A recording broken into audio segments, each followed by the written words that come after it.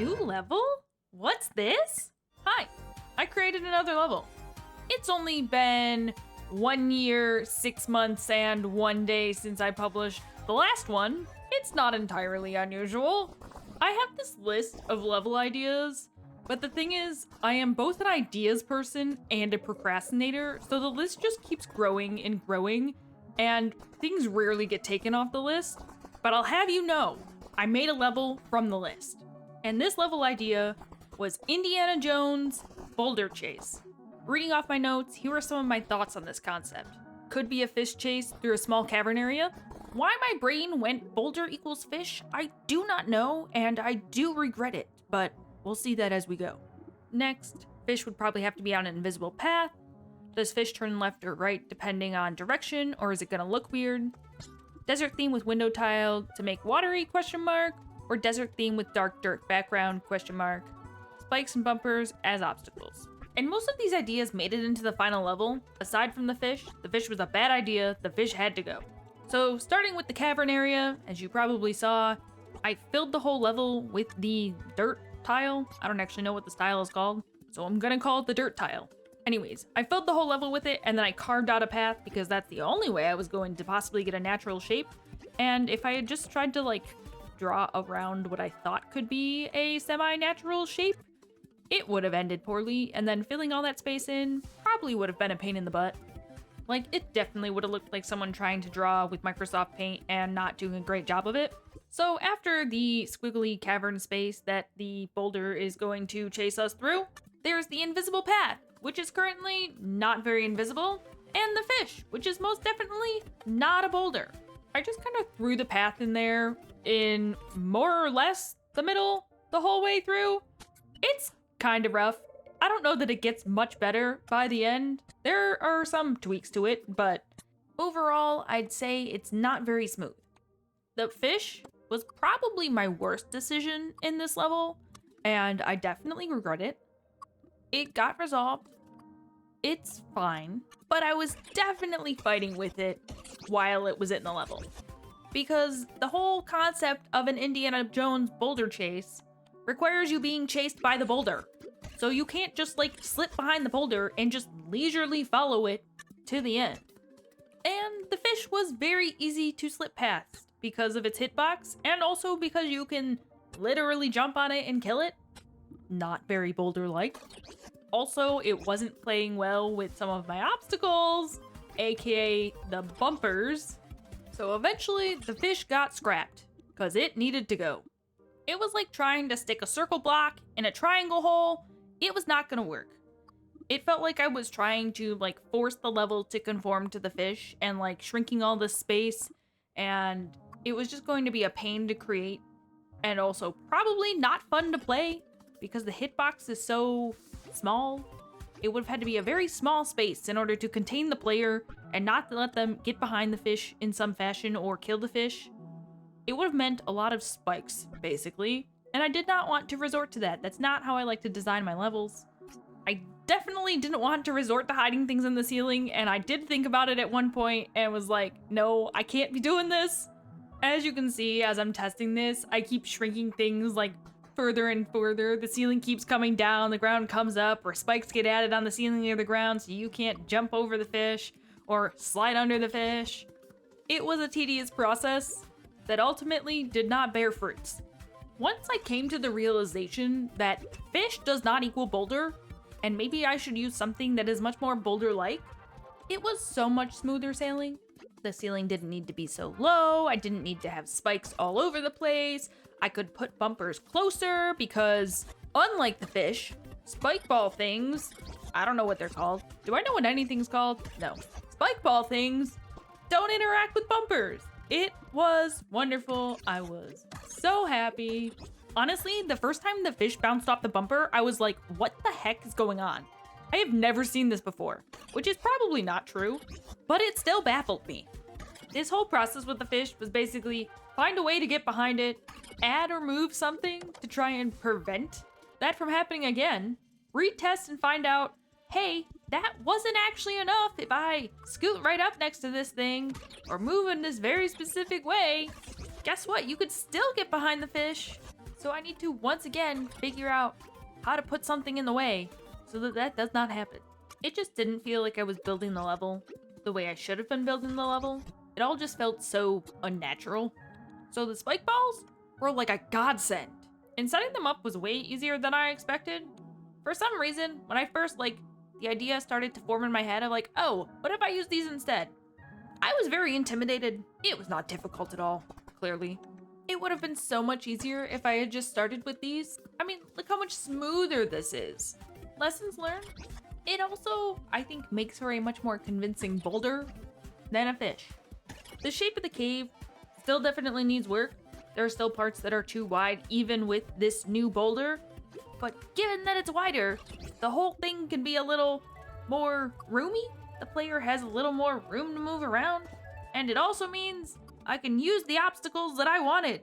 Bumpers are back, baby! With our glorious new boulder, level creation was going so much smoother. I was just kind of going with the flow, putting spikes where they felt right. This is how I expected the process to go from the start. It just took us a while to get here. As I'm building, it's also a lot of testing. I don't want any jumps to be too hard or any bumpers to be too trolly because I know that bumpers can be trolly. It's literally story of my life when it comes to bumpers that I'm not going to be able to maneuver effectively when they are involved. They are an obstacle, so occasionally they are going to cause problems and possibly launch you into spikes if you hit them the wrong way. But a few times when I was testing, it was no matter what angle I hit the bumper at, it always launched me into spikes. And that was not okay with me. I don't like to make my levels too difficult. So it was really a balancing act of making it so you do have obstacles and you're not just running down this empty cave thing, but also not making it a major pain and super precision to get through. The goal is fun. Did I pull it off? I don't really know. Could it have been worse? Most definitely. Part of the reason why I added the semi-solid platforms, if that's what you want to call them, once again, don't know what they're called, is it adds another obstacle that is less deadly. In that case, the only thing that's gonna kill you is the boulder. Their purpose is to potentially slow you down, but they are also pretty easy to avoid. None of them go all the way across. You can't just walk off it instead of having to press down. I personally think they were a nice, impulsive addition. Adding breakable blocks with gems was not part of the original plan. However, I think they make the level more fun. Just jumping through the level, running through the level, not really having to do anything except go fast and avoid the boulder was getting kind of boring playing it over and over again. Now I realize most players are not me. As the creator, I am playing the level over and over and over and over and over again. Most players will not be doing that. But adding the breakable blocks that give you gems adds this extra challenge because it is going to slow you down in the process and make the boulder that is chasing you more of a threat. They are obviously not required, but I think a fun addition. I had left the end of the chase sequence for a while, not really sure what I wanted to do with it. With the fish, I had no idea how I wanted to handle it because once you have the package in hand, you could hit the fish with it, which then maybe you could have snuck back up into the level, which is not what I wanted. But with the boulder, it was easy. You just kind of leave it there in the way. Ta-da, done. Even if you did somehow slip past the boulder and end up behind it, you were gonna be screwed at the end if you did. It all worked out great. Like I said, spike ball boulder, way better idea than fish. At this point, the level's really starting to take shape and kind of resemble what it looks like in the end. And I think that was actually my first kind of run through the whole level.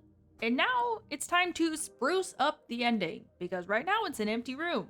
I figured I'd fill it with more breakable blocks with gems, options to up the score, also add a few spikes, mainly for aesthetics. I didn't want this room to be dangerous. It is definitely still possible to die to spikes, but I think you need to actually make effort to do it. If you want to die to a spike in this room, you'll figure out how to do it. But I wanted this to be mainly like a little celebration-ish thing. Here you go, here's some goodies. Take some extra gems if you want them, kind of thing. The bumpers were again aesthetic choices.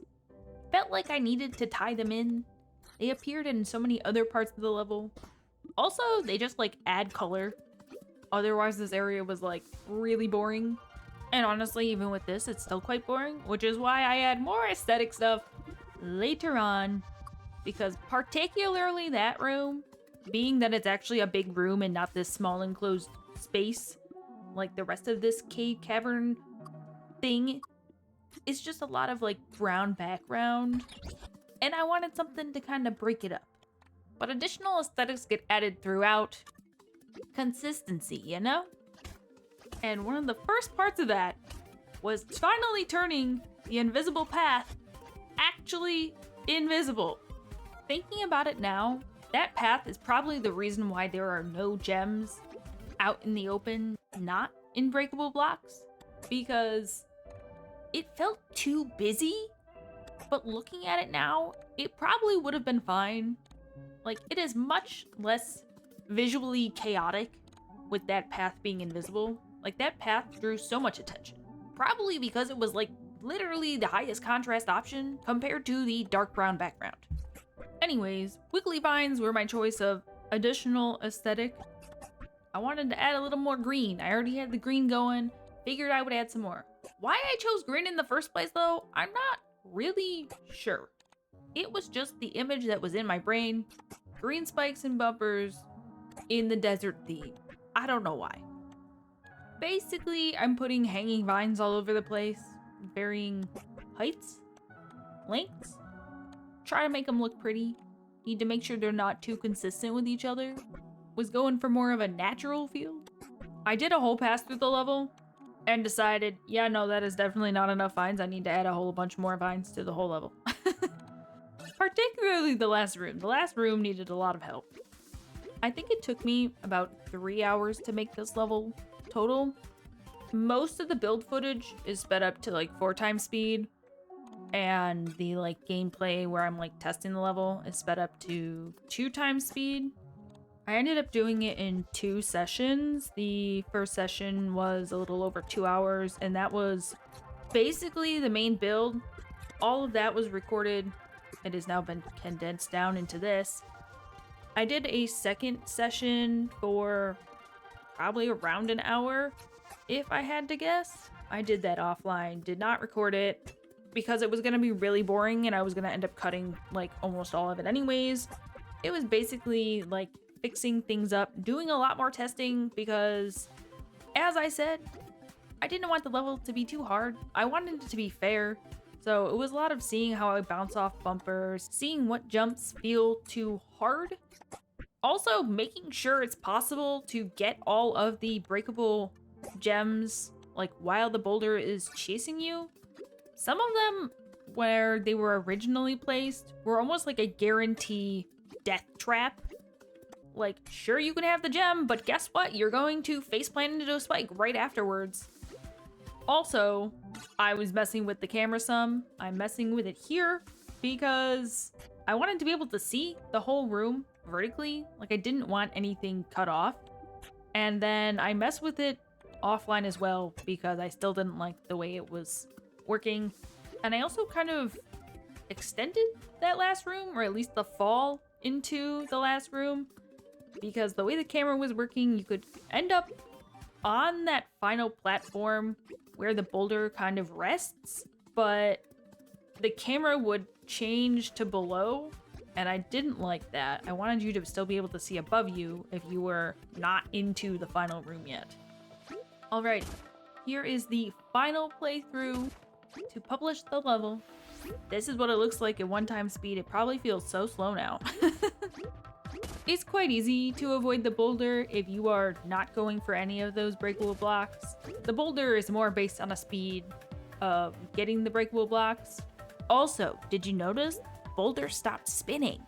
I always thought it was weird that it was still spinning and was like, this was something I can fix later, where I'm not just gonna be staring at these menus, figuring out how to do this, and then sitting around waiting for the timer to tick down to make sure that I'm stopping it at the correct time. So yeah, that was also done offline. So anyways, this was Danger Runaway Rock. I hope you guys enjoyed it. The level code is in the description, as well as in the pinned comment. Feel free to check it out if you're interested.